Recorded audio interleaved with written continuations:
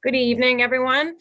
Welcome to the January 12th, 2022 meeting of the Abington Finance Committee. The time is now 7:02. And I'm going to do, we're required, because we're on a Zoom meeting, we're required to do a roll call. So I'm just going to kind of read the boxes across as I see them. I'm Barbara Ray. We have Russ Fuller, Christopher Murphy, Hi. Andrew Lavralt, Daniel Eddy, Paul Haggerty. Not with us tonight is Joe Rojas and our chairman, Matt Sala, who's still feeling under the weather. So I'm going to chair the meeting tonight. Russ, could you take the meeting minutes? Sorry, I was on mute. Yes, I've already started doing that. Thank you. All right. Thank you very much. I appreciate it. So tonight for guests, we have the town manager, Scott Lambiase, the treasurer collector, finance director, Sonia Hodge, the assessor, Yolanta Burfett, planning board director, Liz Shea, and our new police chief, Chief David Del Papa. Scott, did you have anything that you wanted to go over before we jumped into start with the assessors?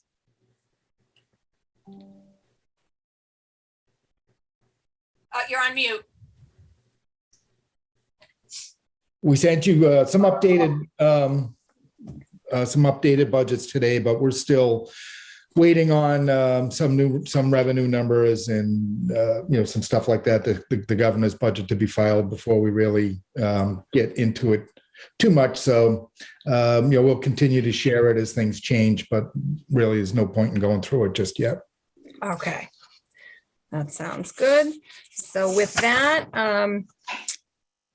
we can start off with the assessor's office, Yolanta Burfett. How are you doing, Yolanta? I'm doing well, thank you. Good evening. I think most of you know me. My name is Yolanta and I am your assessor. I will be presenting my fiscal year 2023 budget worksheet. I would like to start with the salaries. Do we know what page by chance? Page 8. Page 8. Thanks, Chris. I've got all the pages. Oh, beautiful. Okay, Thank you. right there, yep. I'm going to start with longevity. If you have worked in the town for 10 to 12 years, you get a $250 longevity. Then bookkeeper clerk, that was a part-time position. I am requesting for a full-time position of $34,136. Right now, we're paying our vendor, Vision Government Solutions, over $9,000 to do our permits. If we made that position full-time, that would cover, it would be a wash. So that's my request. Administrative clerk is Jody. She's at $50,898, and my position as deputy assessor is at $89,159. We have sick leave incentive of $1,258.76. We no longer have health insurance incentive. It's a separate account now. It's health insurance expense account that's through the accountant's office. Education and training, $1,000. You might question the $4,000 in 2020, but we were over budget in general expenses. So at the time, Sue was the accountant, so she just put the money into that account to balance the budget. It just happened to be that account. So it looks funny, but it's okay. Then we have other professional and technical budget appropriations. Those are our vendors. Vision Government Solutions, real estate research, deeds, maps. So that is 57,900. We do spend a lot on postage. We send out forms of lists, income and expense statements, sales questionnaires, exemptions. So we do a lot of postage. Office supplies, just the general, 1,800. The truck, the town truck for gas and oil is about 1,000. Then we have repairs. It's an old truck, so we had to have some repairs done. So it's around 1,250. Other office supplies would be like tools of trade, like if I need a new camera or measuring stick. So I lowered that to $200 because I do have quite a few of those. And then travel, as you see, we had nothing in fiscal 21 and 22 because of COVID, but hopefully this year we'll have some travel. And then dues and deeds have been going up, so I have that at $600. So that's my budget. Do you guys have any questions? Where would the reduction come from in the vendor reduction? You said by adding the new, extending that position, the vendor expense would be reduced, but I don't see that happening. Well, I just put that in the salaries for now, but I did the estimate, and I guess I could put that reduction in the vendor part. Yeah.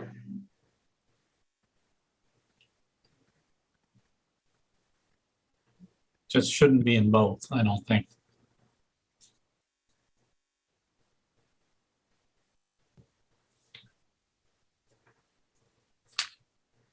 So when you said I believe it was this 34,000. So the clerk here would replace the vision vendor. Was it the vision vendor? Yes. Right. So I think that's what he was pointing out is if we were to add this, then it should subtract some number here. Do you know what that number is? I think you said 9,000. Yeah, I do. It would be $8,899.92. So I could subtract that from the 57,900. Got it. And so that would be a full-time position that would then have health benefits, correct? Correct. But my bookkeeper clerk does not need health benefits. She's already getting it through her spouse. The part-time position that she's contemplating going to full-time is actually a 20-plus hour position. Is it not already, Yolanta, was it not already a benefit position? It is a benefit position, but she's not choosing to take benefits since she's getting them through her spouse. The Right. position that just vacated that we're replacing is the part-time one that you want to make full-time. I thought that was, you're saying, so the new hire isn't taking benefits, but it was already a benefit eligible position is what I'm saying. Correct, yeah. Yeah, so, and obviously, we have a new hire in there already, but who's not taking it, but certainly could, if anybody could, if that position changed to somebody else. Correct. Thank you. So what's the bottom line for the budget for the assessor's office in total? Excuse me. But aren't we saying that isn't that number overstated because of that 34,000? It's the proposed budget. So it's overstated by maybe 8,800 and some change. Exactly, yeah.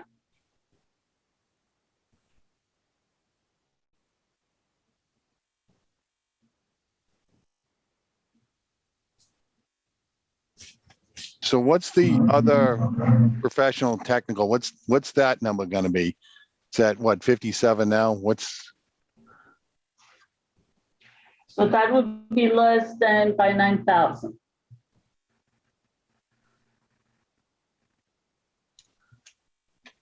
And just to be clear, that means that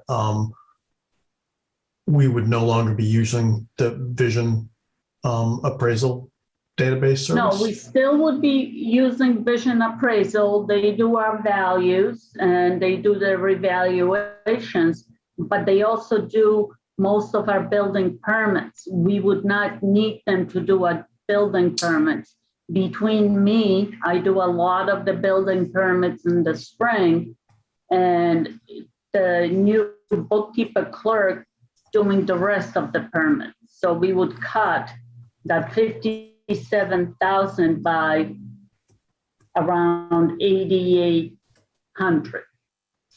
And Yolanta, would that position also be picking up like additional duties with those additional hours in addition to the permits? Yes, she would be doing exemptions. She would be doing lot splits. Yes, she would. Yeah. Thank you. I'll mention too, the extra hours that are in the budget here are an additional cost of about 12,000 to 12,500. So it would be a little bit more than what we're paying Vision now. But then there would also be Medicare and pension costs that would need to be included. And if I calculate those out, the pension costs are a year behind, so we wouldn't see the pension costs until the next year, but the total would be about 16,000 in total cost to make that position full-time. Thank you, Sonia. Thank you, son.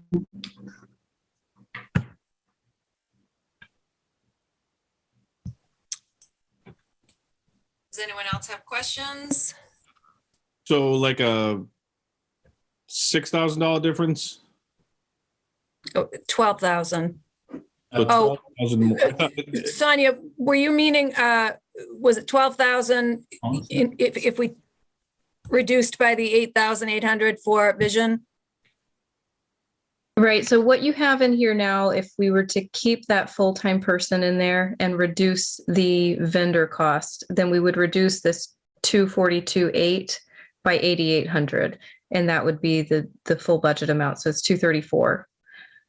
But if we kept the position as part-time, you would reduce that by 12,500 instead. Really 16,000 overall. Once the Other than pension pension. assessment hits the following year, yeah. Mhm. So adding the position is costing us about 7,200, It would be a cost, yes. but we're getting more service. So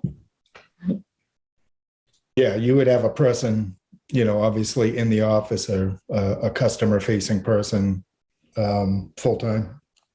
Because we don't have that now, correct, Scott? Because Yolanta has to be out doing, Yeah, Assessments. and then the other things that are, that this person would make up for is just being subbed out to somebody who is there when, but not a face of the town, so to speak. So they're going out into the field. We're not seeing them. They're not really under our control any more than it's just Yolanta scheduling them. It's not, there are benefits to having another person that's full-time, that's, capable if we need, anything from succession planning to just filling in when somebody's sick, or making sure that there's always somebody in the office.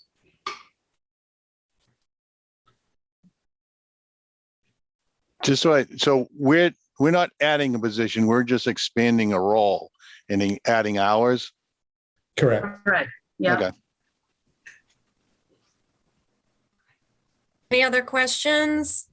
I mean, even if we didn't add 12 hours to make it full time, she's right now 20 hours. What if we added 5 hours? You know? Go ahead, Chris. No, whatever you get away with is always good.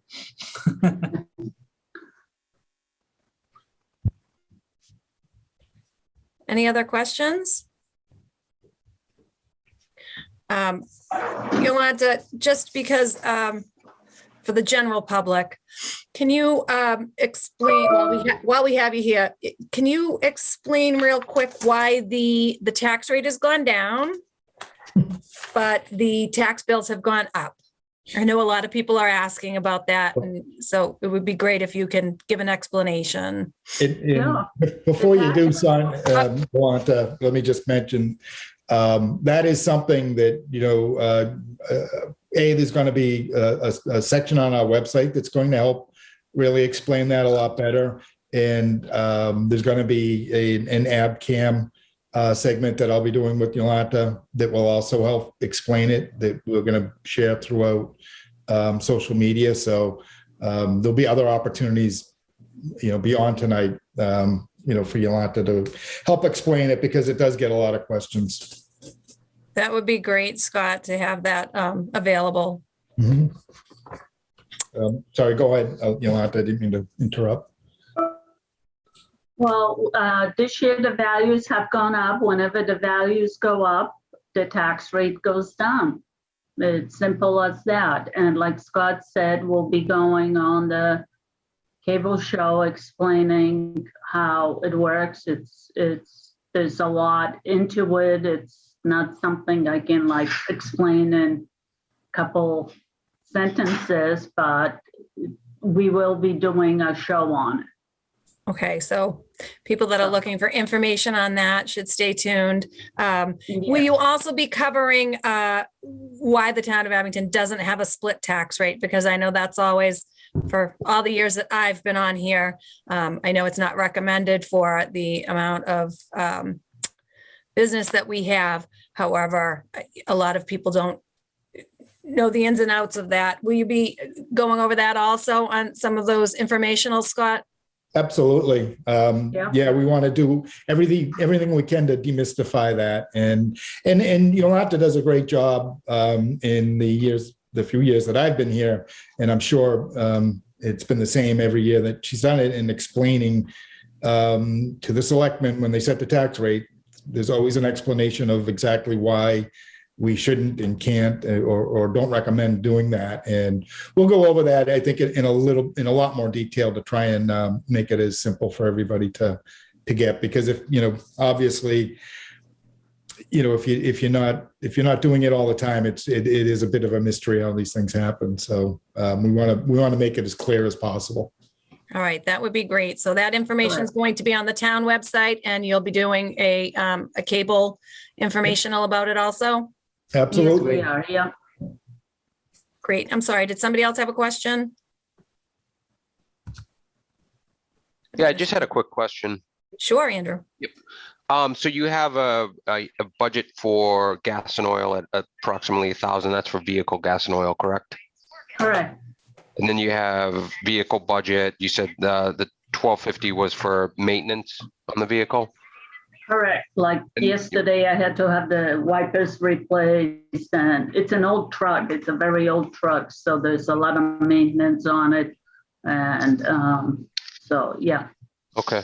What is the other travel then? What constitutes that $1,000?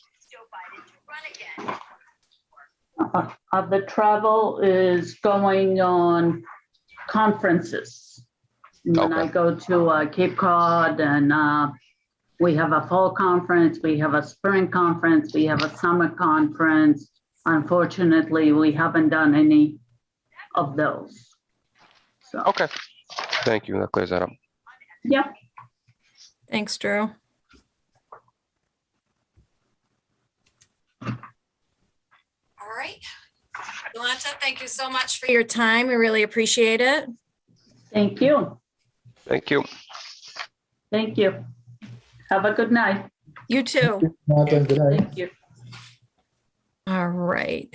I can't see. I'm looking to see if Liz Shea is here yet.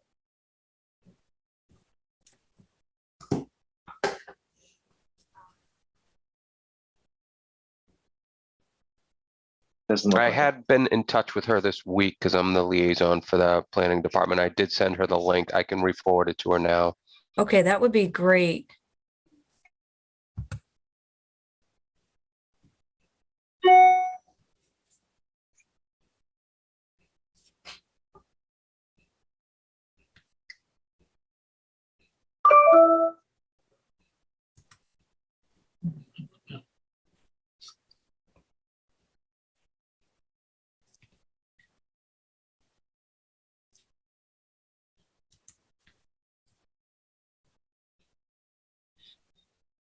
Chris, what page is the planning board on? 23. 23. So if you're playing at home.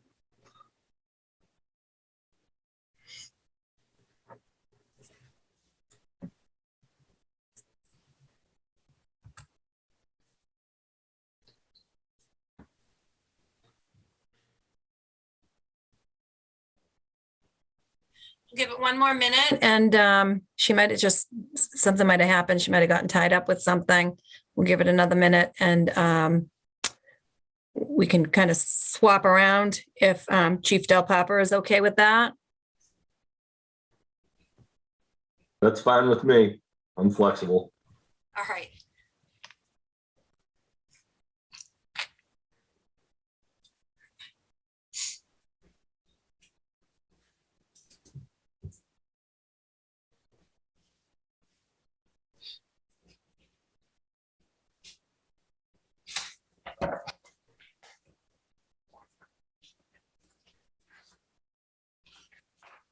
Sorry, I did just email her. I keep getting kicked out. There's something up with my internet connection. So if you lose me, that's why. Okay. We promise they'll let you back in if you get booted off.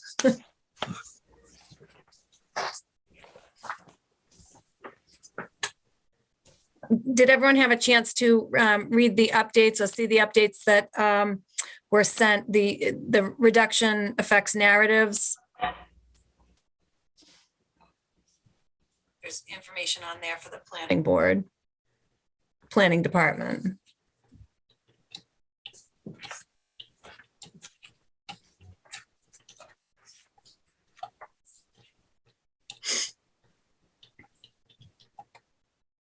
All right, why don't we move along and we will hear from Chief Del Papa, and when Liz pops in, if somebody sees her before, we'll kind of shift things around a little bit, if that's okay with everyone.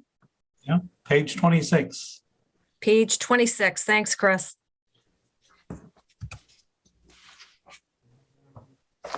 Page 26. All right, next page. Yeah. So, Chief, this is your first meeting with us, I believe. Awesome. Yes, it is. Page Welcome to the 28. town of Abington. Thank you. There you go. There. Whoever wrote this down has horrible handwriting.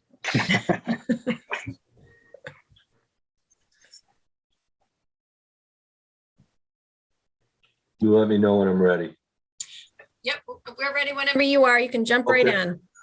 So the first account, this represents the salaries for the positions in the police department currently. These salary requests are contract driven, whether it's step raises or longevity. You'll see some of these positions represent unfilled positions that we hope to fill shortly. New offices, we're down. Currently, we're down 9 offices, and we're down 2 sergeants out of those 9 openings. So it's 7 officers and 2 sergeants. And we also just had a deputy chief retire, but we plan on filling that position in the near future as well. So that figure at the end, the total amount represents those salaries and the contractual obligations associated with.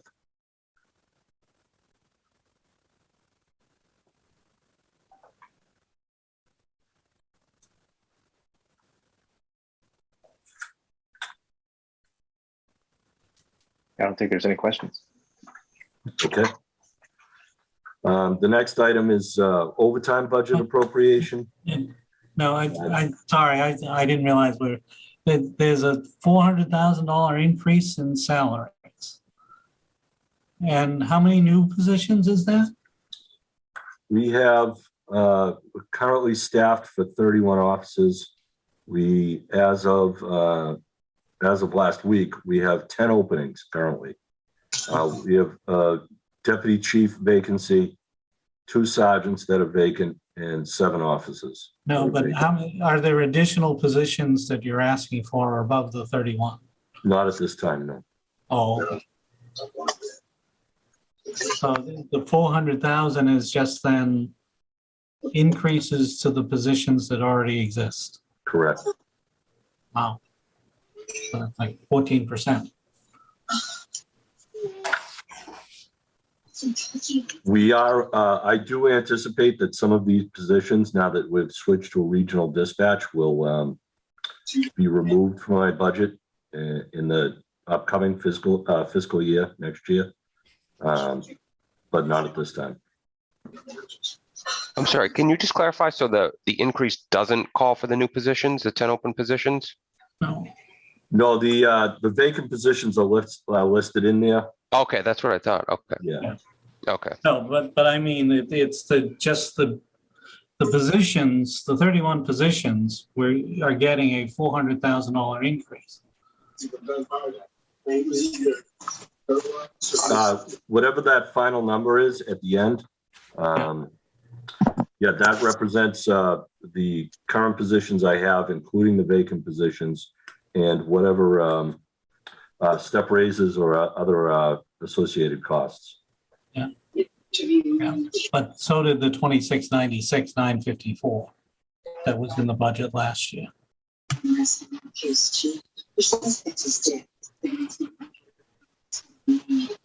And when you say the dispatcher positions will drop out next fiscal year, you don't mean fiscal year 23? No, as we onboard the new officers, as that process happens, and that's a timely process. We're in the middle of interviewing right now for new hires. We expect to get, I'm hoping to get, I'm trying to hire 9. I'm hoping to get at least 7 of those officers into a police academy by April and May, but they won't have an impact on reducing the budget as far as absorbing those other positions until this time next year. Okay. So You'll need to pay the expenses for the academy. Yes, you have to, the officers have to be trained, and then after they graduate from the academy, there's a period that lasts approximately 3 months while they're in field training before they actually start to have an impact on the budget as far as overtime reduction. And since we've moved to a regional dispatch, that regional dispatch has taken over the salaries for the dispatchers they employ on our behalf. And we'll eventually, as we onboard the new officers, be phasing out the dispatcher positions we have now.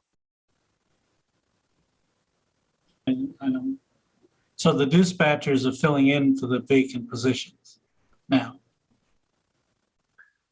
No, we have, right now we have 3 part-time, actually 2 part-time positions, one just left and went to the regional, and a full-time dispatcher. So we have open shifts that need to be filled for those vacancies. We just can't leave them open. Currently, we're filling those vacancies with civilian personnel on the day shift. So those dispatchers can fill those positions in the day shift. Okay, all right, I understand now. Okay. Yeah, which is what the question I asked. They're being used for other than dispatch now. Correct. Yes, okay, good. Thank you. You're welcome. But can I understand that salary account increased 13.6% from last year to this year budgeted. What's that related to? I mean, That was the figure I got, sir, when I went through all the positions that we have and what their associated either step raises, educational increases via the contract, or longevity increases via the contract. Chief, do you mind if I jump in just a Go right minute? ahead, Sandy. I think I haven't compared everything from the prior year budget, but when I look at the number of officers from last year that were listed compared to what we have here, there's a difference of 19 from last year versus 25 from this year. I think even though we have all of those positions open, I don't think they were all funded in the current year. So I think with this budget where we're looking to fund all of them, I think that's driving a lot of that increase. We're really adding 6 positions to the budget. To the budget, not to the department. The position's already in the department. They're just not funded or filled. Mm-hmm. Yeah. So we're funding those this year with that $400,000 increase. That's the request. Now, another thing that we do keep in mind, and Chief, you could probably speak more to this. We are still, we have not settled a contract for the police union. So all of these increases are on the current contract. This would not include anything that gets agreed to during negotiations. That's correct. The bargaining process has just begun. And So- it's something else to point out too, is that although it's not reflected, what's happening now because of the levels of staffing is, well, I think everybody's aware of the morale issues that we've had in the past. But B, it causes minimum or less than desirable staffing levels, and you've seen probably quite a bit of overtime. So Sonia, can you break that out for us that, as far as what is related to salary increases versus, because it increased that one line like $368,000. What's related to positions versus what's related to contractual obligations? Yeah, I could do that. Thank you.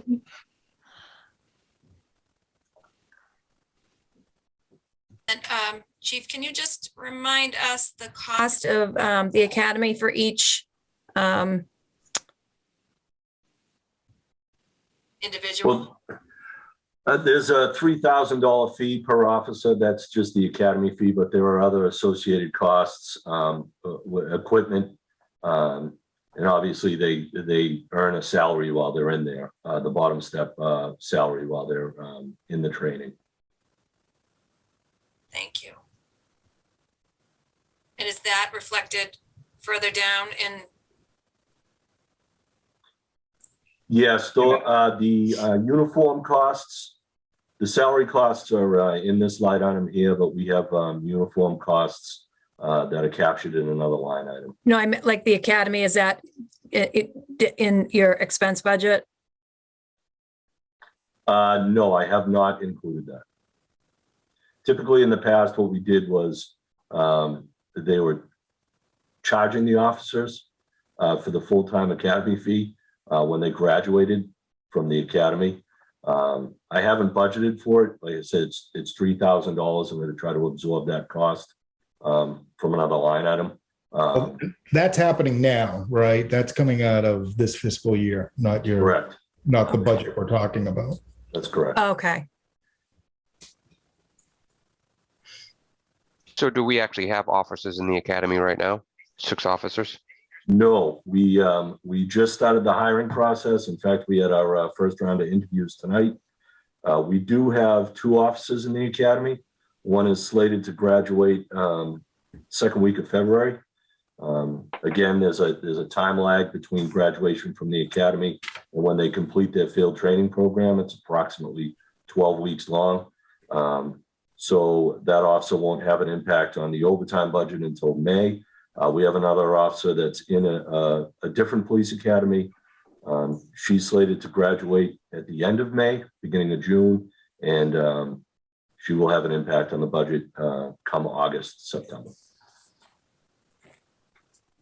And so those additional positions, even though they're in the budget, they probably won't be hired and onboarded until some point through the fiscal year, correct? So you might not be looking at the full $63,000 impact per the 4 remaining positions. For the for those new officer positions I have listed above, Some of them may not, be filled. They may not. But then also, these numbers could change too with the negotiations. Is that correct? That's correct. Okay. And that's the collective bargaining agreement expires as of what, July 1st? You're into the new agreement? That is correct. Okay.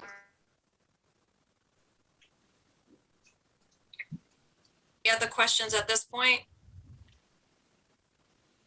Not on the salaries, Okay. Go not ahead. for me. Thanks, Chris.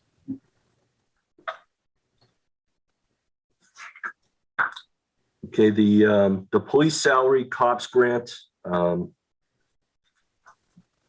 it still needs to remain in the budget. I don't anticipate we're gonna receive any monies for it this year, but we still need that line item in case we receive funds in the future. The overtime budget appropriation. You want to explain what that is, the COPS grant, please? I can provide further information at a later time. Okay, that's fine. That's fine. Okay. The overtime budget appropriation, there's an increase this year, and that is associated to the additional training costs. I have my notes here where we have an increase in the overtime budget to fill the open shifts because we've had officers leave the department. We need to backfill their spots. We also have associated overtime costs with prisoner watches because of COVID-19. Generally, when we have a prisoner that's going to be held for a period of time over 8 hours into another shift, in the past, we've sent those prisoners down to the Plymouth County House of Correction. Because of COVID-19, they're not taking those prisoners anymore, so now we have to house them ourselves, and there is a overtime cost associated with that. Also, that money is used to cover the cost associated with late reports, off-hour investigations conducted by the detectives, covers special events such as the parades, some of the storms like the one we just had recently, and administrative overtime.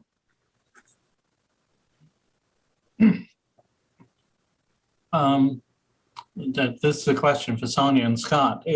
If we have to pay overtime because we can't send someone to Plymouth County because of COVID, is that something that can be covered under the COVID funds?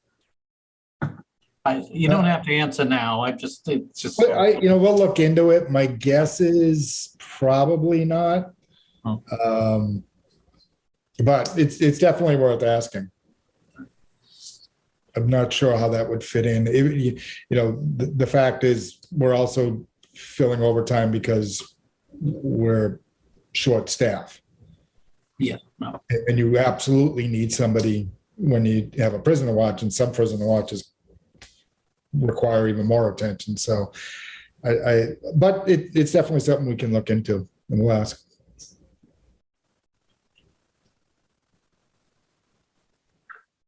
Okay. Moving on, the next item is the educational incentive budget appropriation. There is an increase here.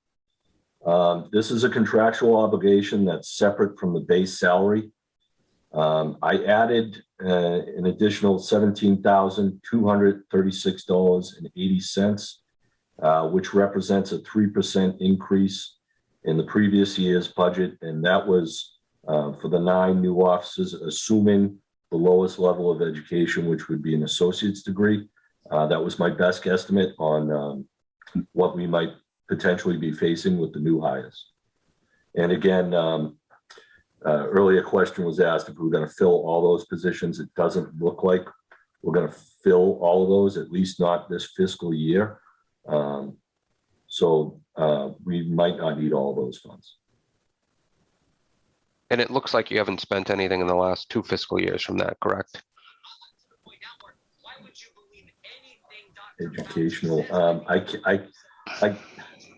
can't answer exactly how they've funded that the last 2 years. I believe that was a recent and Scott will have to refresh my memory. I believe this Yes. is a recent educational incentive. Yeah, and it may just be reflected on the way that it's been paid out in the 2022 on Sonia, with the payments have already gone out. Yeah, I'm not sure what the timeline is of when those are paid. It could be that we pay it in the spring or at the end of the year, and so it just hasn't hit the expense budget yet. As for last year, I'm not positive why that's a zero, but I know that people did get their education incentives.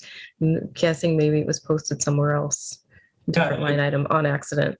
What's funny is 2021, the budget is zero too. Yeah, I don't understand that either. I'd have to look into that in more depth. So it's possible it was paid to a different account in error, and they moved the budget to wherever it was posted. It's possible that that's what was done, but looking at this, I'm not sure. I'll have to look at last year. Okay. Could be like the electricity on the fire. Yeah, I was just going to say, is that, or was that similar to, this isn't the same as we heard from the fire department, where essentially there were a lack of training opportunities because of, no in-person activities with COVID or anything like that. This is actual contractual incentives that they're required to pay based upon the officer's education level, correct? Correct. Okay. So those should be expended regardless of classes or anything. Okay. Okay. Okay, the next line item is shift differential budget appropriation. Again, this is a contractual obligation, and I level funded this. It's roughly $2,700, just a little over per officer. Let me just double check my figures here. Yeah, so that was level funded. I really don't have any way to predict how many offices are going to receive that incentive, but in the meantime, the new hires, they're not going to be assigned to a shift this fiscal year, so it's there was no point trying to predict that cost this year.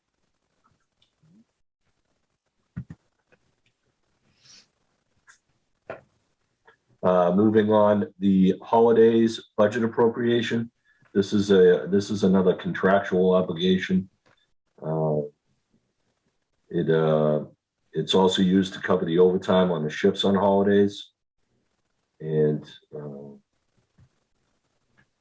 factored in increase based on the additional hires, the best estimate on the additional hires.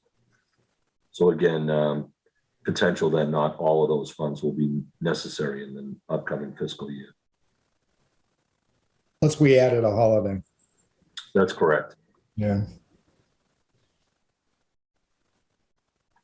Continuing on, this is the specialist stipend. This is another contractual obligation as part of the CBA. This line item is also used to pay the stipend for our IT personnel and for additional weekend work for IT. And it's also used to pick up another contractual obligation for records access officer fee.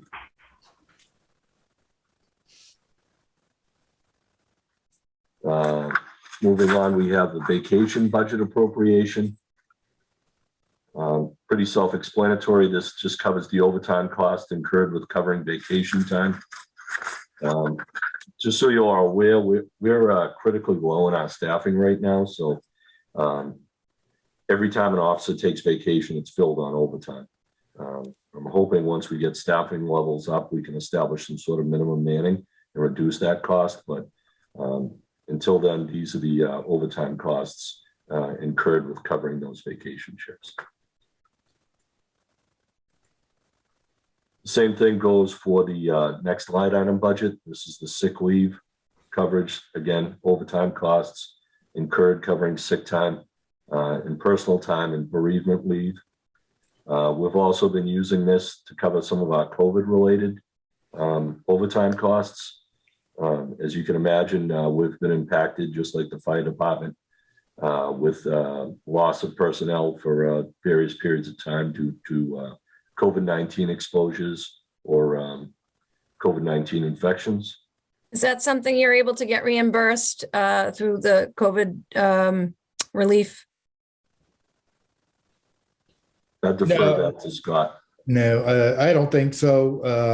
I mean, the CARES Act money is all gone, and that, and actually, we're going to give you a breakdown of that. I think we picked on the 26th to sort of give you a wrap up on what we did with the CARES Act money. That probably could have gone towards it. The ARPA money doesn't really work that way, so I would say probably not. Okay, thanks, Scott. The next item covers court time budget appropriation. This covers the overtime costs incurred for sending our officers to court for court appearances. We also use these funds to cover the costs associated with discovery requests for those cases. I noticed in the budget that there was a drop in 21 to 22, and you've kept that drop, which is a good thing. But do you know why that drop was there last year? But I can assume that it's because of loss of personnel. So once we've lost them, we don't incur any costs associated with having to send them to court. If they're transferred to another department and they're still receiving summonses for those courses, for those cases, I mean, that initiated here, we're not obligated to pay for those overtime costs anymore. So that's my best guess as to why those costs have been reduced. Also, probably because of the effects of COVID-19.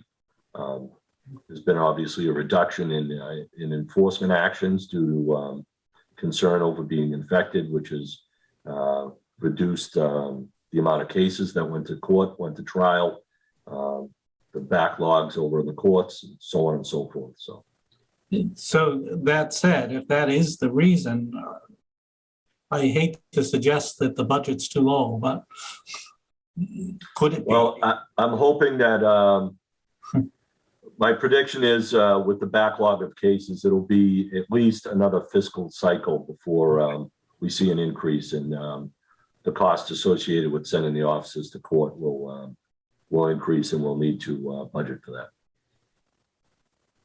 All right, thank you. You're welcome.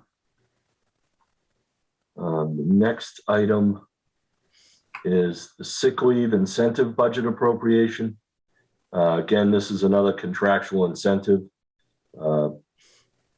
based on the, it's just a contractual incentive. If officers do not use sick time or use a limited amount of sick time, there's an associated benefit.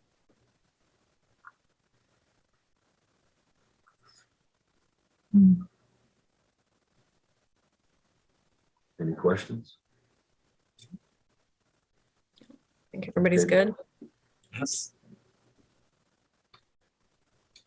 All right, moving on to allowances. I have other personnel services appropriation. This is used to cover the overtime costs incurred specifically with the highway department for responses after hours, for cruisers if we need anything associated with cruiser repairs. It's also used to cover occasional part-time staff, clerks that come in for ancillary duties if we need them. And it's used to cover the overtime incurred by the highway department. We've been using them in the past year or so to assist us with moving around the various speed enforcement devices, those radar, portable radar units. We just don't have the personnel at this time to be able to deploy them ourselves. So we have to rely on the highway department to do that. And there's an associated cost that comes along with that. The next item is the uniform allowance budget appropriation. This is contractual, covers the uniforms for the officers and the sergeants. We also use these funds to replace uniform items that get damaged on calls.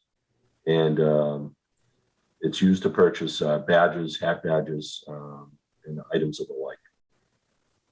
Are you factoring in the new officer positions in that number? I did. There was an increase, overall increase in that particular line item by 30%, and that reflected the anticipated uniform allowance costs for the new hires. And again, it bears repeating, we might not need all those funds if we don't hire all of those people this fiscal year. Thank you. You're welcome. The next item is the in-service training budget appropriation. The in-service training is mandated through the state.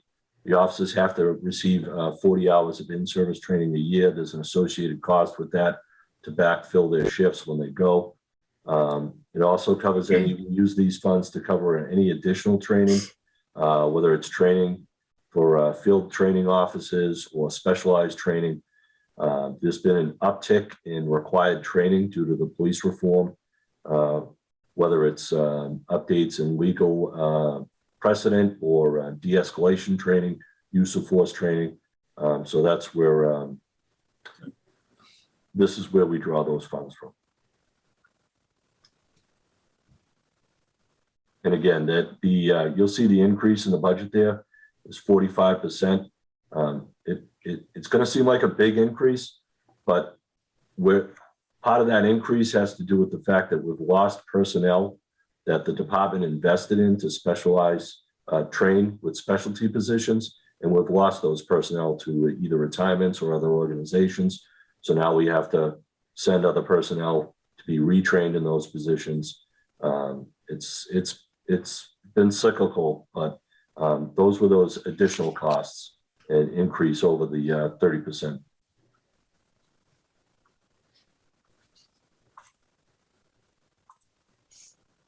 Any questions there? I'll move on.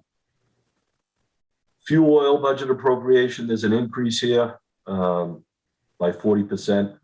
This covers the diesel fuel for our emergency generator, also covers the heat for our building.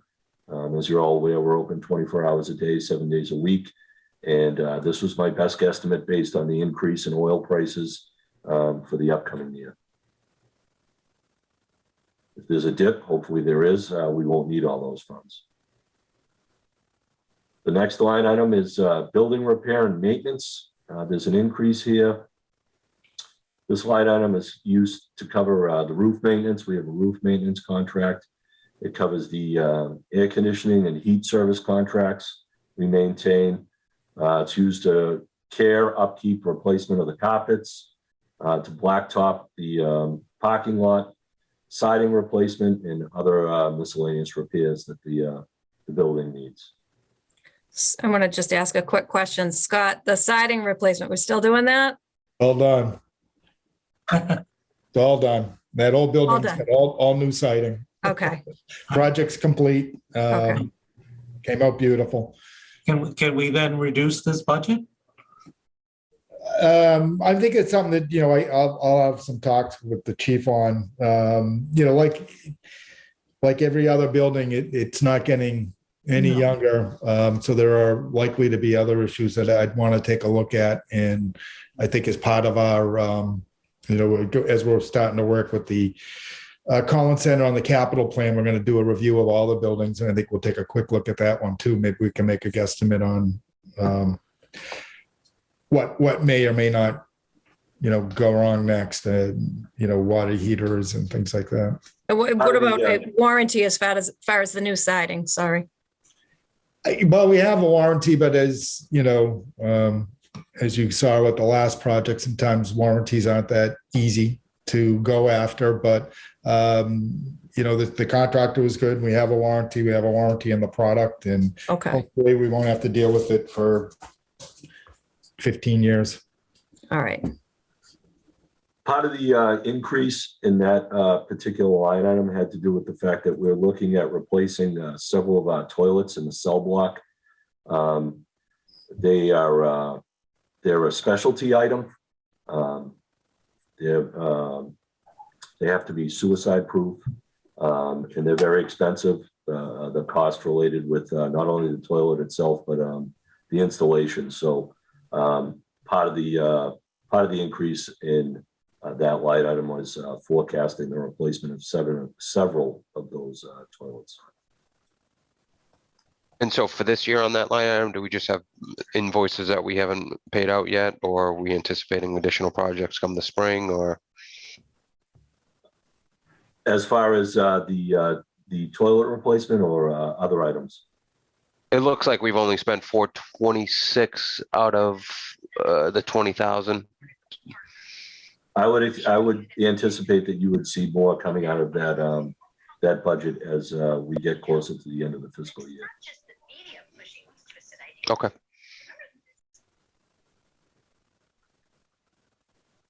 Okay, the next item up is the police postage budget. It's self-explanatory. It's level funded from the previous year. The next line item is the telephone budget appropriation.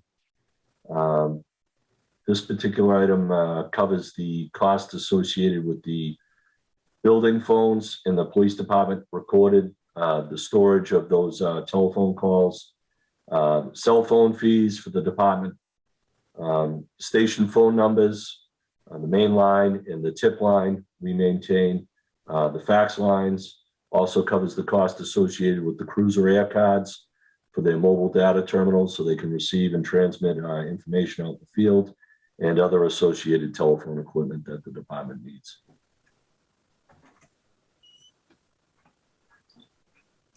Next up is the radio budget appropriation line item. This covers the portable radios for full-time and special offices. We also use this line item to cover the cost of radio console repairs, replacement of batteries, and charging stations and items of the like.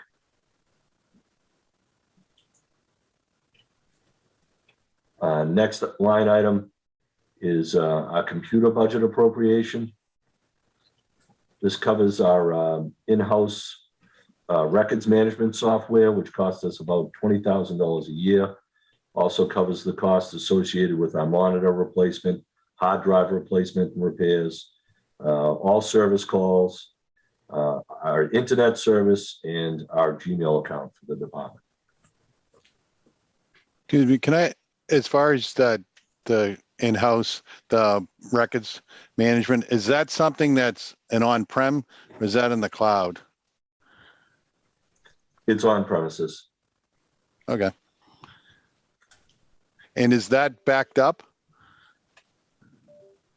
I can get you that answer at a later time. I'd have to defer that to Wayne. Okay, all right, no problem. Thank you. You're welcome. The next item is the other purchase services budget appropriation. This line item covers all of our service contracts.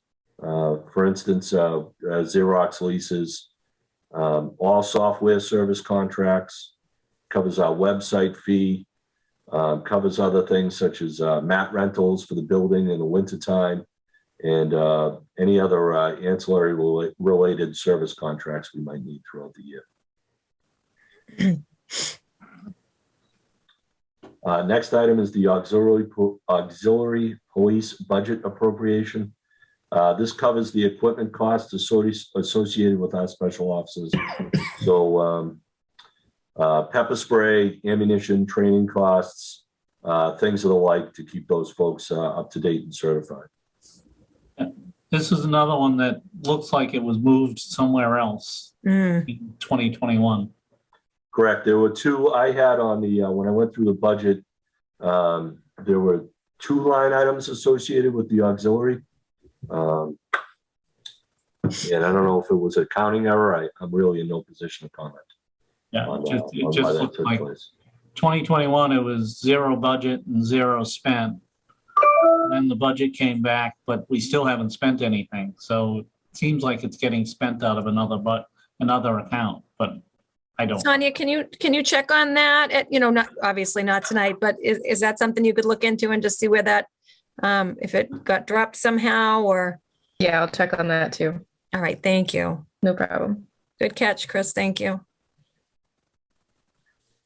Next up is the custodial supplies budget.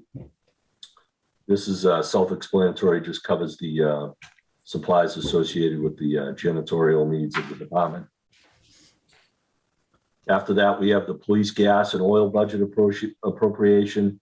Again, self-explanatory, it covers gasoline and oil changes for the police cars.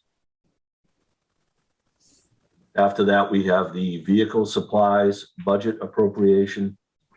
And this account is used to cover any vehicle repairs. It's also used to cover the preventative maintenance costs, replacement of tires, wipers, things of the like, the emergency lighting for the cruisers, and other related cruiser supplies.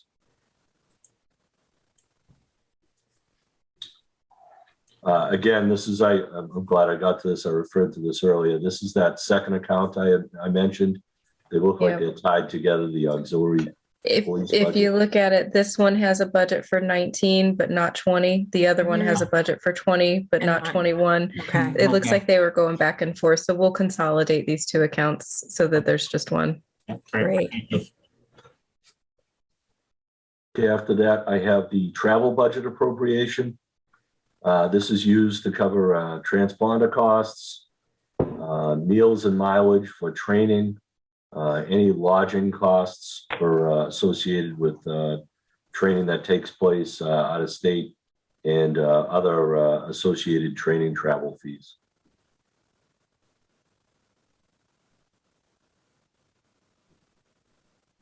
Next up, we have dues and fees.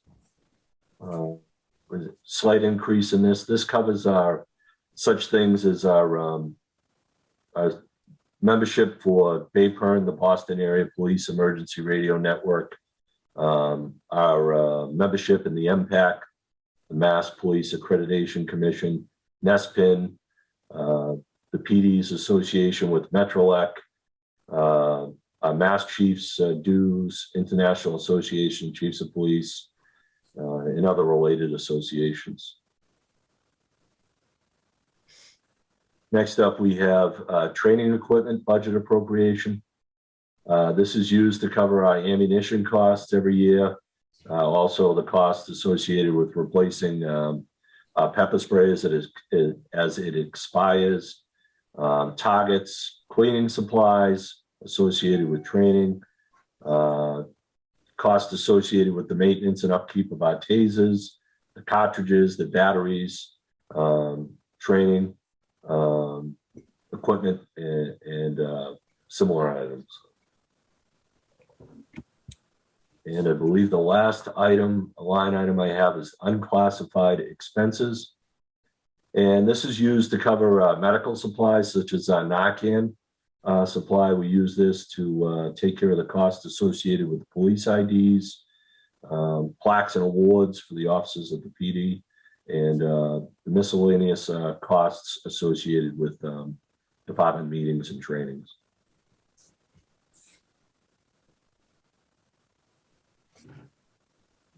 I believe that's the end. Everything else listed in the budget, there's no request for funds. These are old accounts.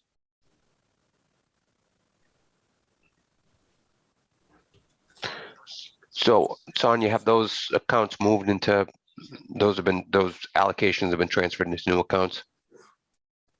These old accounts at the end of the report here are just ones that are not used anymore. Some of them may have been for grants. Others, you can see where it has an A3 ATM, that's an article from a town meeting for a specific project, so that would have been closed out. So none of these accounts are being used anymore, but because they have history, they show up on the report.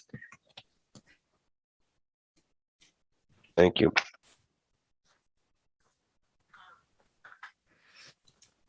I also want to ask the chief, do you have warrant articles? I'm sorry, go again? Warrant articles, Scott?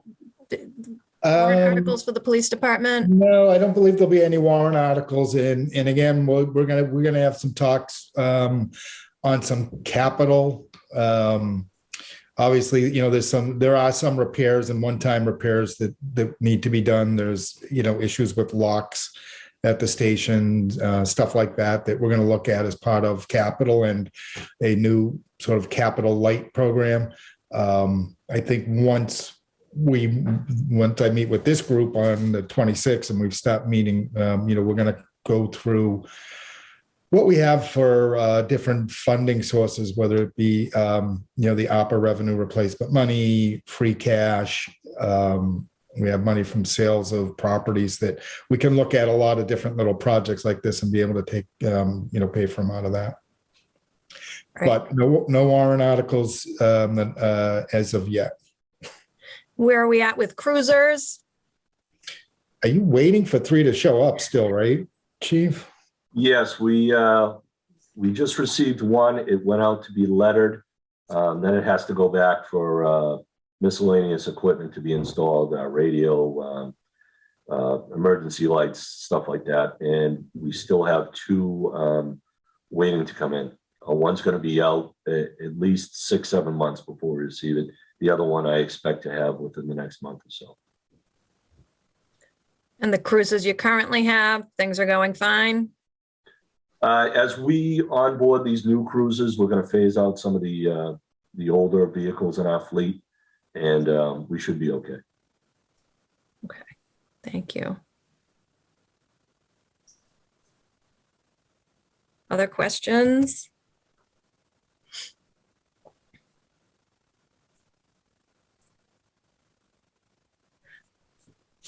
Nobody else? How is the regional dispatch going? It's going well. There have been a few bumps. I expect there'll be a few more bumps, but we have a very good working relationship with them, and we're addressing those issues as they arise. And I don't foresee any issues in the future.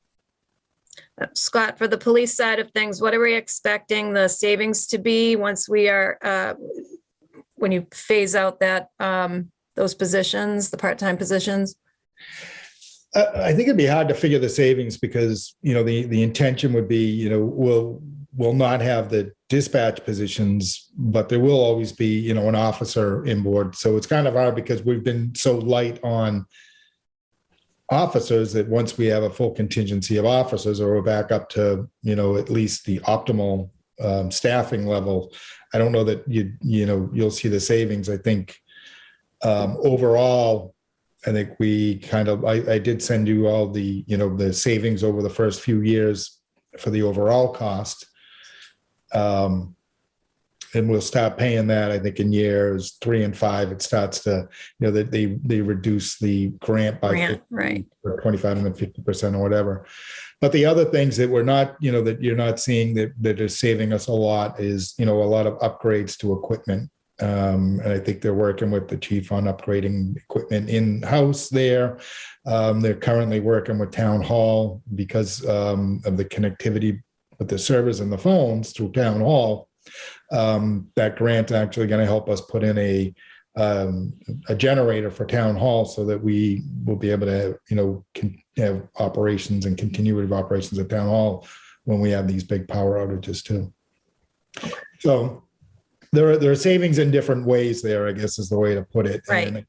And I think not all dollar figure savings, but yeah. Yeah. And then I think you also get a better, I think at the end of the day, it's, we'll have, officers in the station, the officers will be able to, deal with their administrative duties and be there to, answer the occasional office line that rings, but also, do their reports and things like that.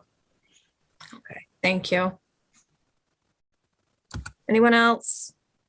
Just one question. How's the budget to actual trending for FY22 in the police? In the past 2 years, it's gone over. What's the trend look like now? 6 months into the year. As far as the overtime, the overtime's taken a massive hit. I have about 13% of my overtime budget left. And a lot of that is due to, again, we're short-staffed and COVID. Sick time, again, it is taking a hit. I have about 15% left in my sick time budget and in-service training budget. We've been using that. We've been fortunate enough to offset the costs this year associated with the overtime backfilling of personnel, because in-service training has, for the most part, by and large, been online this year.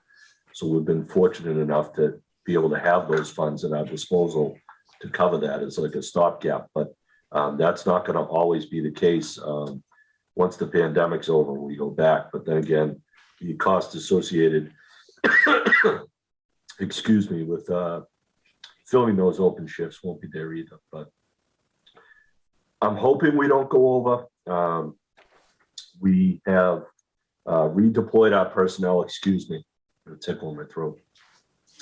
We've redeployed our personnel to reduce our overtime costs. And as we start to onboard additional officers, those costs will decrease. But it's been overtime wise, it's been a tough year for the PD, just because we're so short staffed. But it's a short-term problem, not a long-term. Thank you. You're welcome. Excuse me. All right. We really appreciate your time, Chief, and you're new, so we understand that some of the questions you're not going to have all the answers to, because you're just getting the full picture here. But we want to thank you for your time, and much appreciated. No, thank you, and thank you all for your patience. No problem. Next year will be I'll be on my gay game. So Okay. Thank you very much. Appreciate it. You did great. Thank you, Chief. Thank you. Thanks, Chief. All right. So let me see.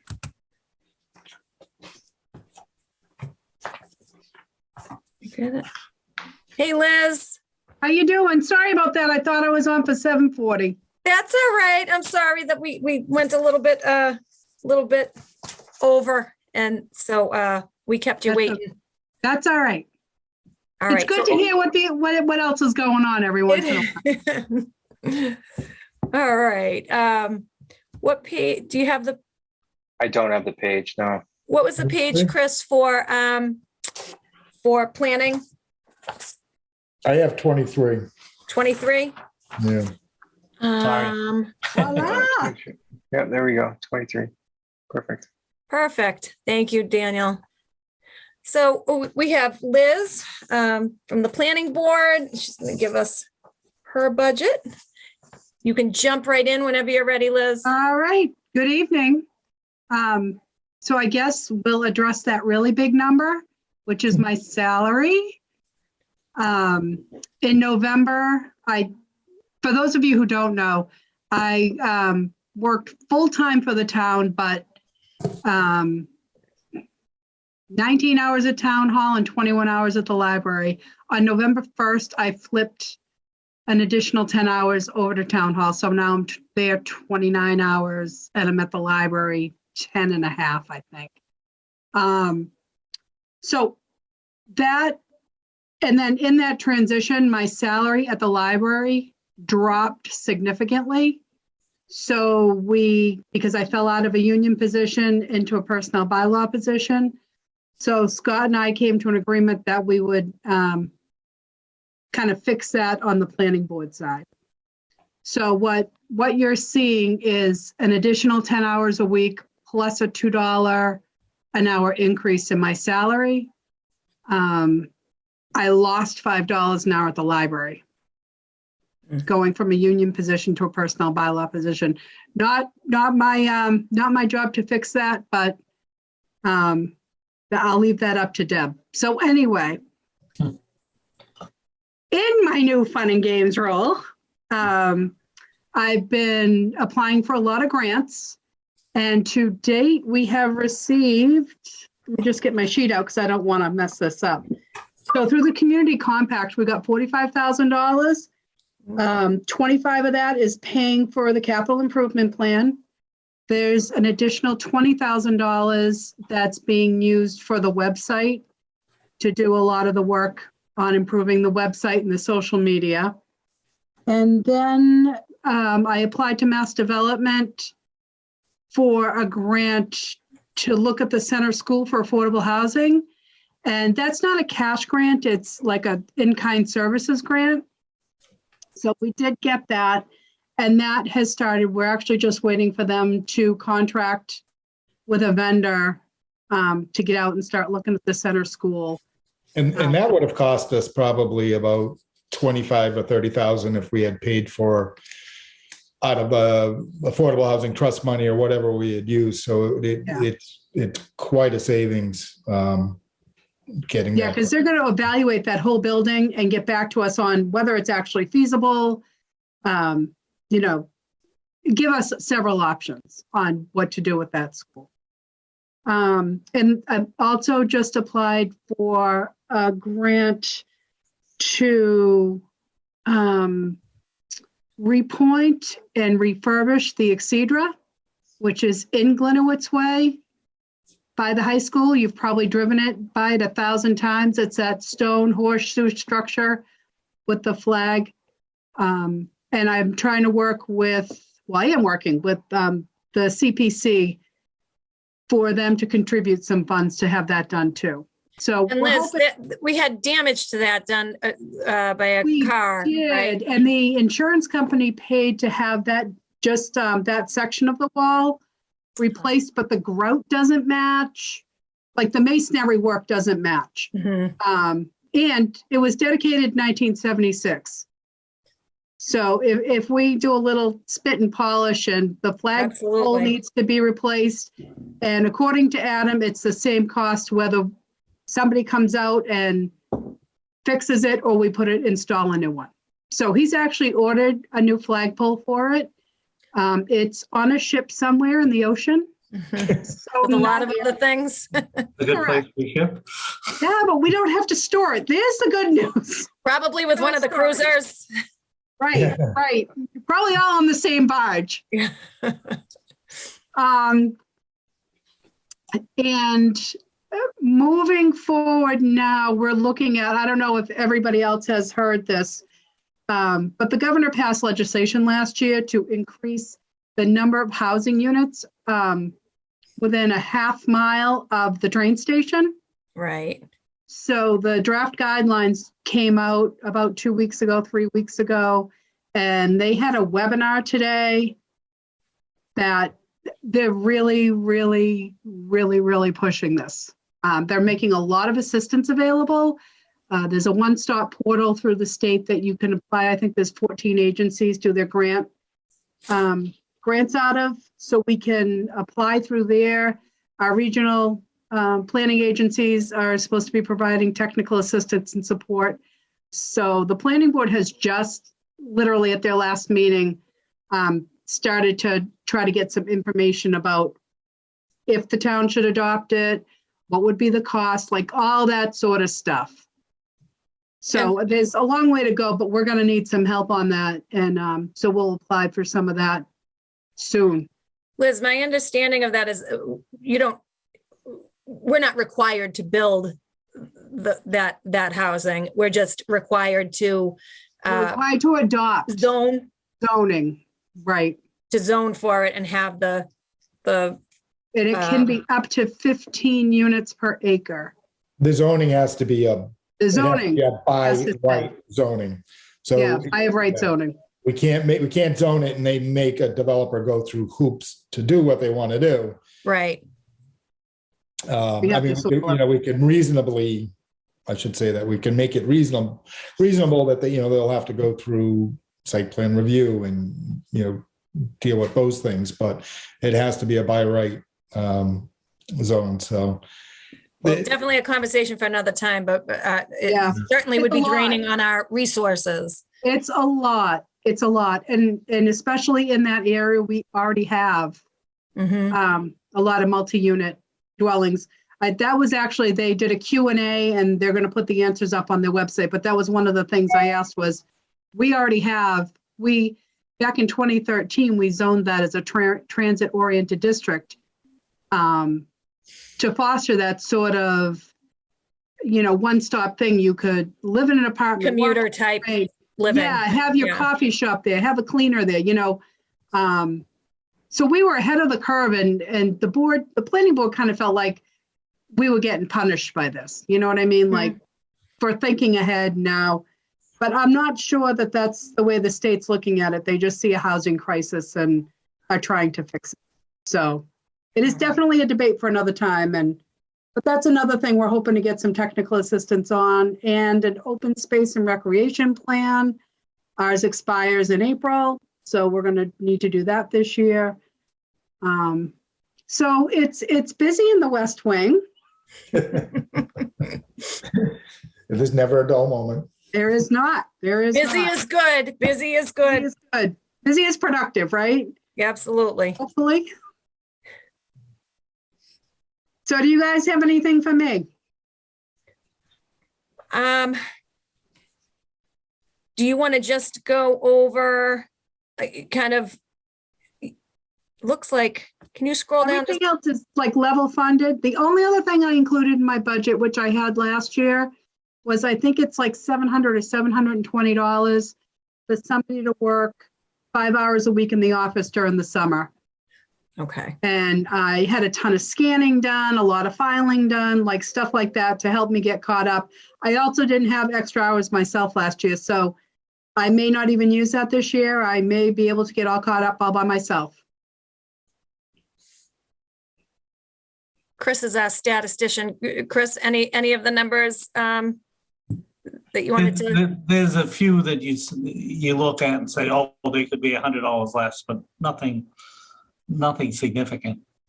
But I do have one question about your move. Did they replace you in the library? Do you know? They increased another employee's position, hours. Yeah. So your move increased the hours that the town Of somebody else. Yeah. Yeah, they can't lose a union position. Yeah. So my position stayed and somebody else moved into it that was already employed there. Okay. Thank you. Yep.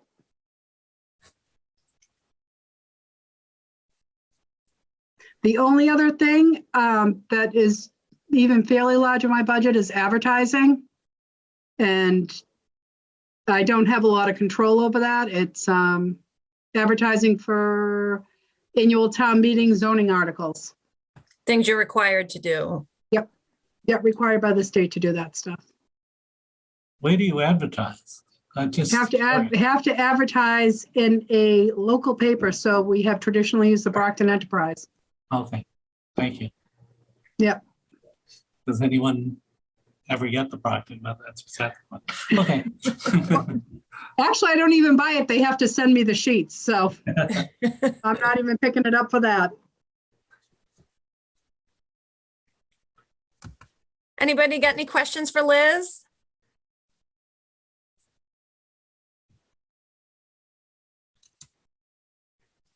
Liz, I think I hear cricket.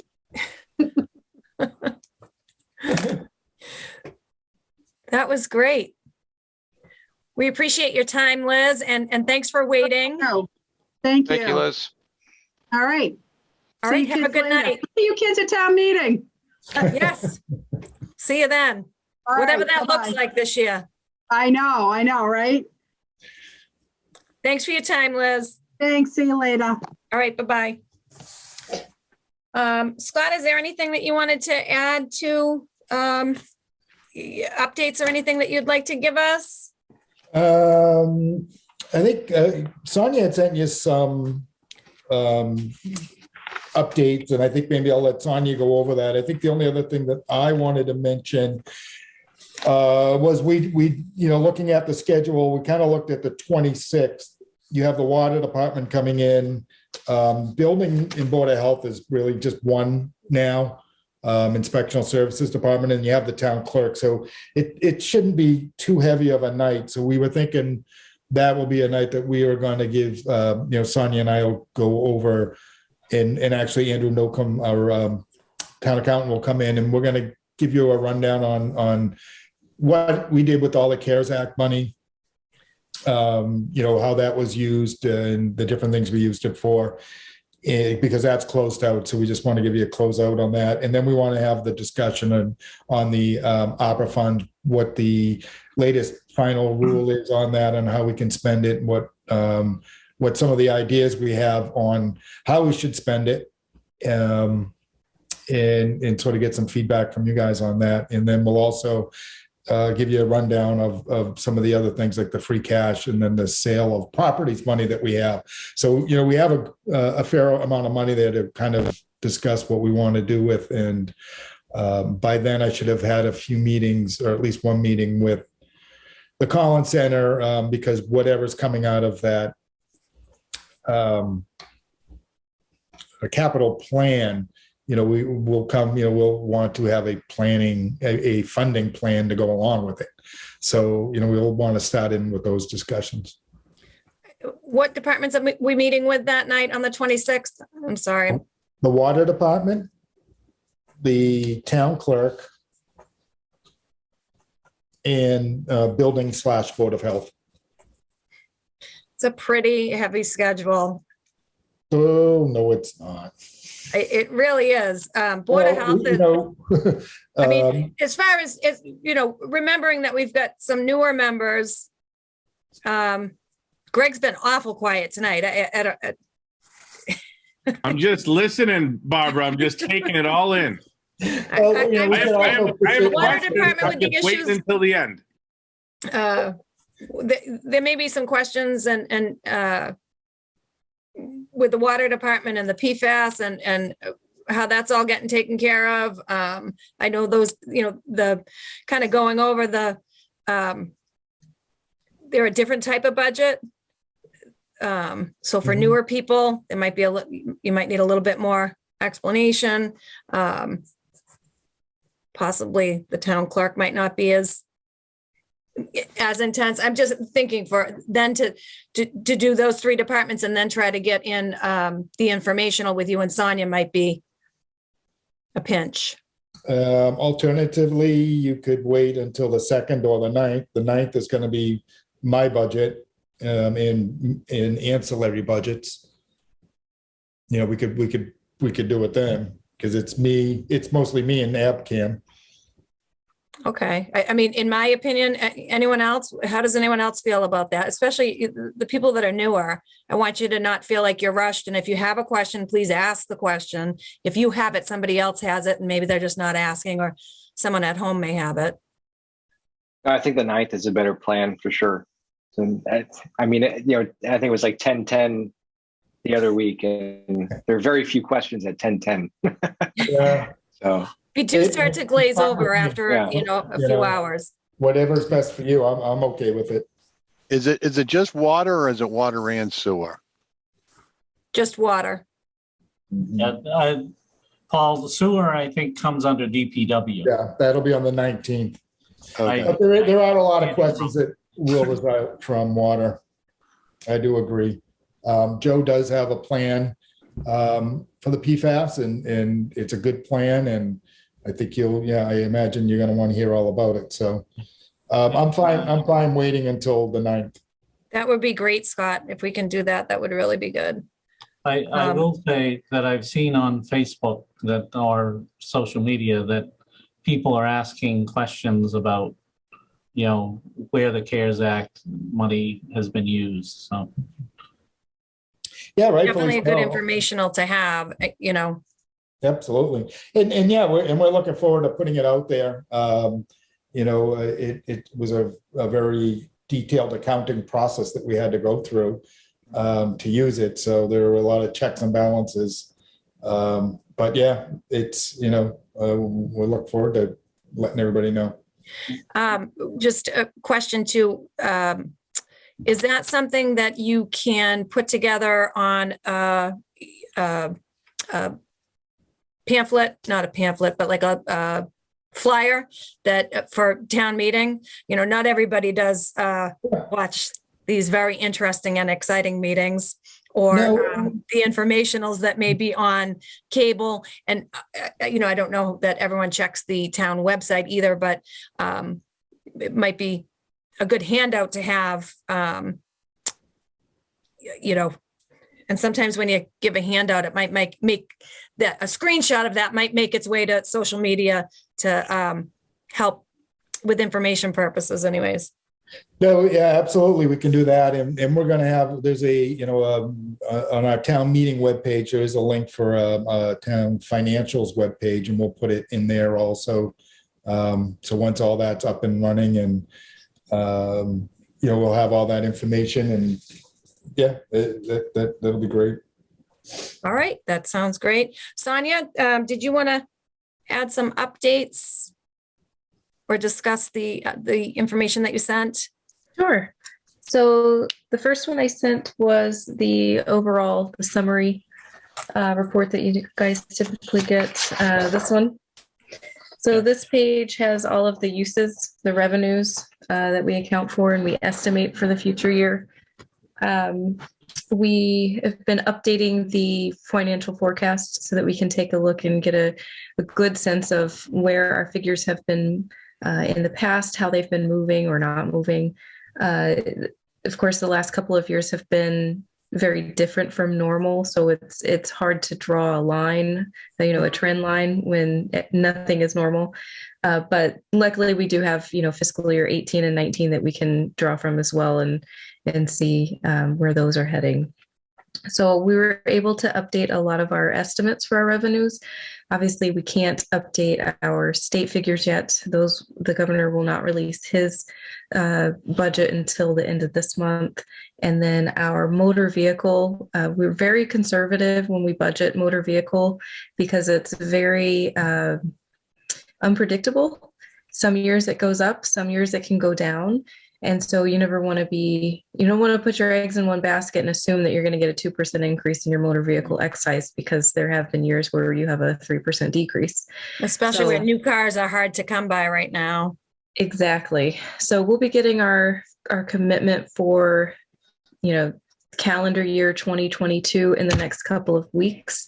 I'm curious to see what that looks like. If it's up compared to last year, then that's a good sign that we may be looking at an increase next year as well.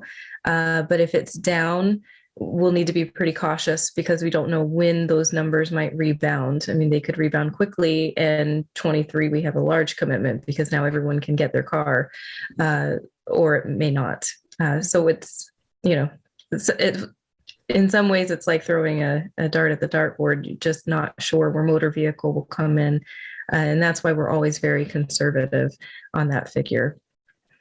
Once we have those figures at the end of this month, we should have a much better idea of what our revenue is going to look like. And then we'll be able to start working with you all to make decisions on where the expense budgets should come in. That would be great. Sonia, are you, or Scott, are you hearing any rumblings about the governor's budget for local aid or anything like that? Not really. Mostly what we're hearing, it just that the state's in great shape. They're ahead of where they expected to be for collections at this point. But they're cautiously optimistic. But I mean, they're flush. I don't know. They obviously just spent a lot of money on testing kits. Right.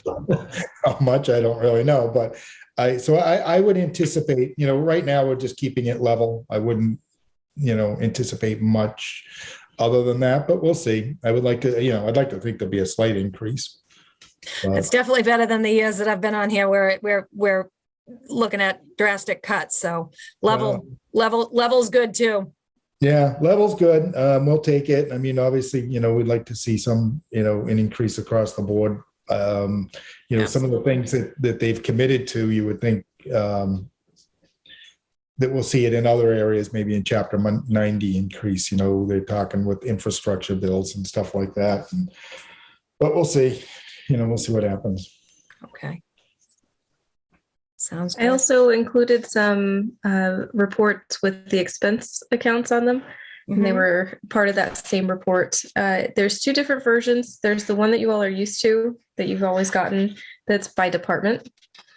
And then I did another one based on some feedback by category. So you have the salaries at the top, general expenses, and then kind of everything else. You've got your school, debt service, employee benefits, all of those at the end.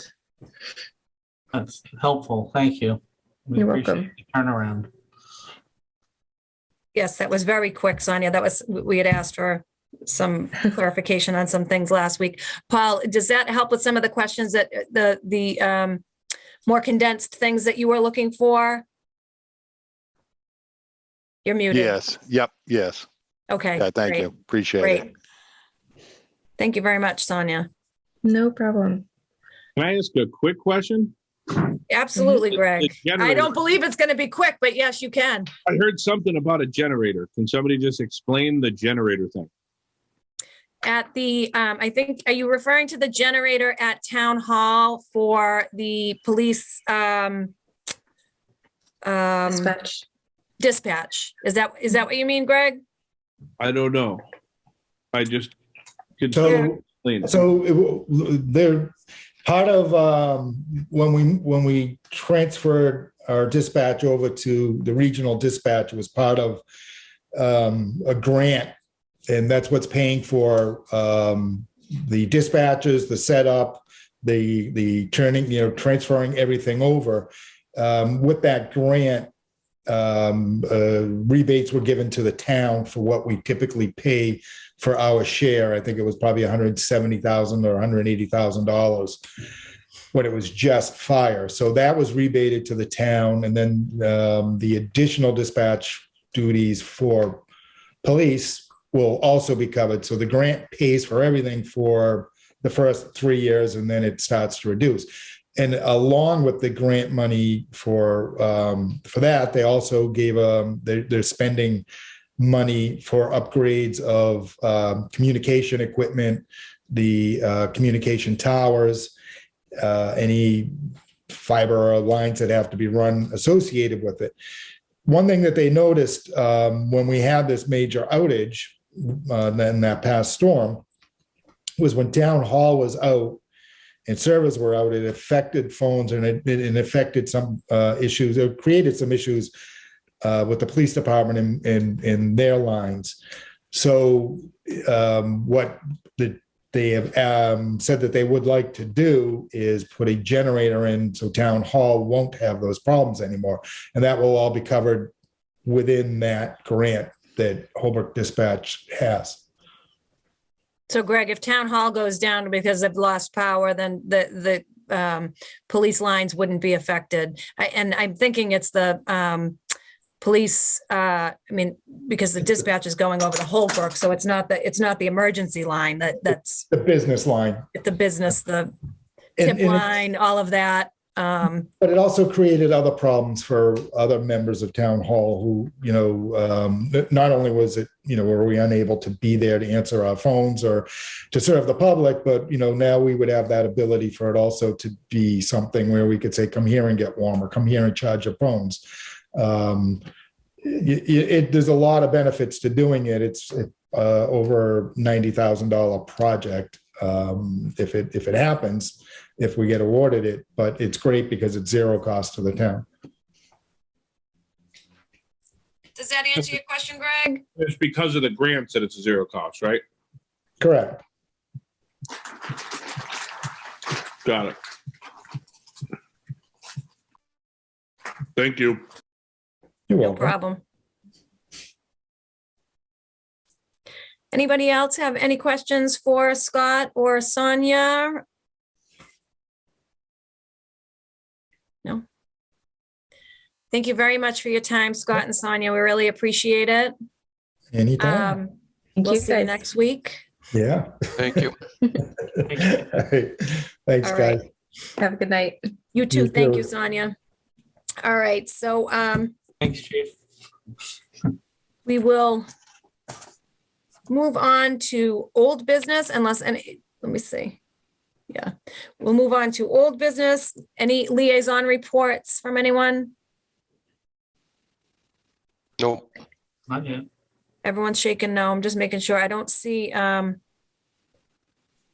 how techie I am, right? I don't see. All All right, no liaison. Are all the liaison assignments already out? Did I join too late for that?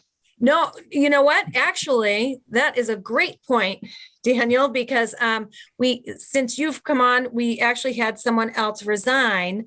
And I was looking at that today because do you remember getting an explanation for how the liaisons work? I mean, just briefly where, we go to them and, pull any information that they have for us and right. So prepare it. like if we were having a meeting and something came up about the police department, like, oh, well, what are the, what's the cost of that? Or instead of, having them come in for like a really easy question, the liaison would reach out and say, this question came up at our meeting last night, and you kind of make of it what you're able to put into it. I like to usually touch base with the department before their budget meeting. So if I know, for instance, like, oh, you're definitely going to be asked about, there'll probably be questions about this or about that, things that I have either heard or that have come up in other meetings, I'll let them know, just make sure that you are able to answer these questions.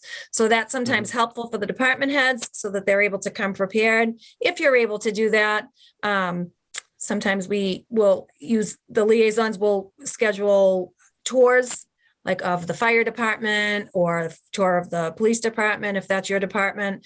But so we do, for next week, I will have, I'll go through and see, maybe you can cover those departments that Katie Comas was covering, because she's resigned and now you're here. And so there's no one to cover. I can't remember. If I look real quick, I can tell you. Here it is. Okay, I know for sure. So the Board of Health.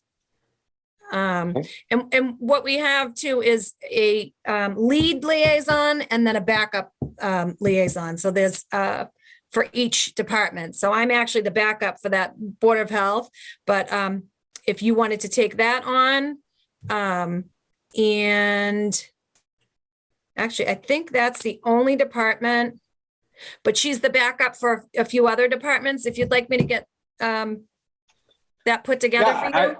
Yeah, I mean, if you need more, I mean, just one's no fun, right? So if you need other support, yes. then sure. Yeah. And it's a good way too to find out about all of the to get a little more in detail, but you can learn more about that department and about their budget and about things when I first came on that I never thought of, that I learned by being a liaison or just even with meetings, things like, why do they need cruisers all the time? But I never thought of, well, because they run 24 hours a day, 7 days a week, one guy comes out, the other guy comes in, things like that you may not think of, or you may have questions about that. You can get a little more in-depth knowledge of the department. Paul, I'm sorry, what was? Yeah, I was just gonna say, Daniel, like you and I are on the school department.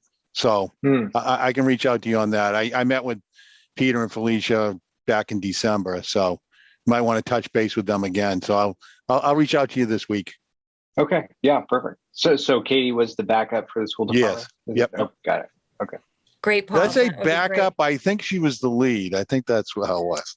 No, I'm only kidding. Yeah. I think you were the lead. Yeah, I know. She was. Okay. Yes.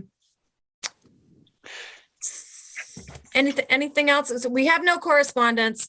We don't have any meeting minutes. We may be behind a little bit on our meeting minutes going. Don't stress about it, Russ. We'll get it done when we can get it done. We usually have a recording. Deb, our recording secretary, has stepped back from that position here. So, and we're doing budgets, and it can be hard to take notes and be involved in the meeting. So don't stress about it, Russ. We'll get it done.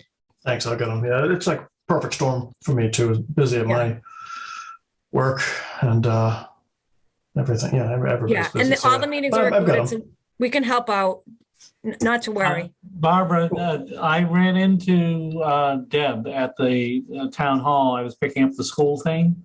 Yes, And she said and you know, you need to work it out with whoever is in charge. She said she was willing to do the minutes, but not attend the meeting.